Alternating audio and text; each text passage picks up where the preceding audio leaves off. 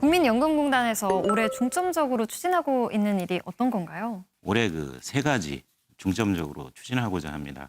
우선은 국민들께서 모두가 든든하게 예. 믿을 수 있도록 안전하고 든든한 그 국민연금 제도를 만드는 일이 중요합니다. 예. 그러기 위해서는 이제 생활 형편이나 경제 여건에도 불구하고 이렇게 가입이 어려우신 분들 가급적 많은 혜택을 받을 수 있도록 예. 가입의 혜택을 넓히고 또 이 소득 보장 수준에 높이는 일 이런 것들이 가장 중요하고요. 예. 두 번째는 곧 이제 2024년 더 빨라질 수도 있겠습니다. 예. 기금 1,000조 원 시대를 맞고 있습니다. 예. 작년 말 현재로는 834조까지 왔는데요. 이 1,000조 원 시대에 맞는 이 자산 운용 시스템, 자산 운용 능력, 역량을 갖추는 일이 무엇보다 중요합니다. 여기에 맞는 우리 인프라도 갖추고 조직 인력, 그 역량을 높이는 것이 예. 그것도 올해 가장 중요한 일 중에 하나입니다. 이런 것들을 뒷받침하기 위해서는 이 사람이 중요합니다. 국민연금공단의 조직과 인력, 예. 그 여기에 대한 혁신, 쇄신도 중요합니다. 그래서 그 우리 국민연금공단 직원들이 스스로 혁신하고 이것이 문화로 체질화될 수 있게 만드는 일, 공단을 혁신하는 일이 올해 가장 중요한 일 중에 하나입니다. 예. 네. 근데 이제 앞서 말씀하셨습니다만 지금 이제 코로나 시대라고 하잖아요. 뭐 1년 네네. 넘게 지금 지속이 되면서 생계가 어려운 사람들이 굉장히 많습니다. 뭐 일용직 근로자분들도 있고 뭐 국민연금 사각지대에 계신 분들이 있어요. 예, 이분들은 그렇습니다. 어떻게 하실 것인지. 우리 국민연금 제도를 운영하면서 계속 풀기 어려운 숙제가 바로 그 사각지대 해소의 예. 문제입니다. 그동안 그 정부나 국민연금공단의 그 노력으로 이 사각지대가 점차 이제 줄어들고는 있습니다. 예. 그렇지만 아직도 해야 할 일이 굉장히 많습니다.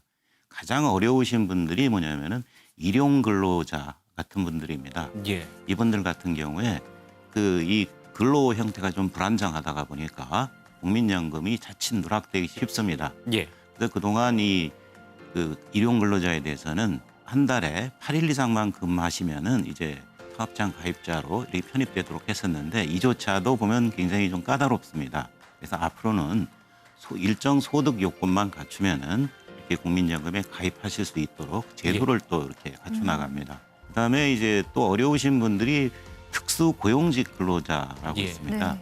이 특수 고용직 근로자 같은 경우는 사실상은 근로자의 신분임에도 불구하고 이게 형식적으로는 이제 근로자가 아닌 사업자 취급. 자영업 됐죠. 뭐 예. 같은 이런 그 저기 됩니다. 그런데 이분들 중에서 이 고용 관계가 좀 분명한 그런 분들에 대해서는 올해 7월 1일부터 고용보험 이 적용되게 됩니다. 예. 그래서 국민연금도 여기에 맞추어서 이분들이 그 사업장 가입자로 예. 혜택을 받으실 수 있도록 한번 제도를 갖춰 나가는 일이 올해 추진해야 될 일입니다. 예.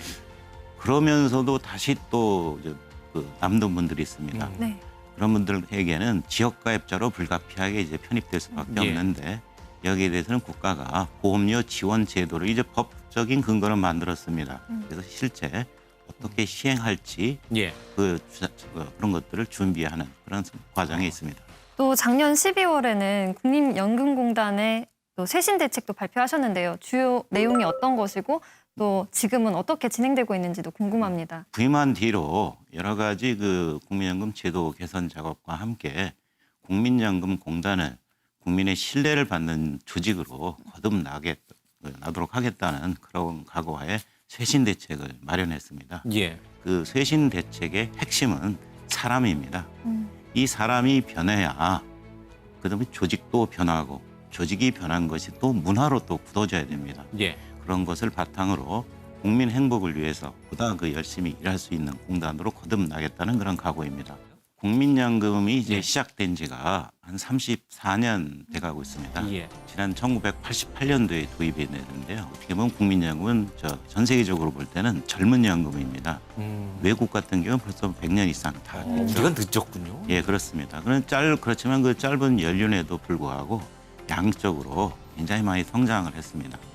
국민들 중에 한 경제활동 인구 중에 한 70%가량이 우리 국민연금에 가입을 하고 계십니다. 2,200만 명에 달하고 있고요.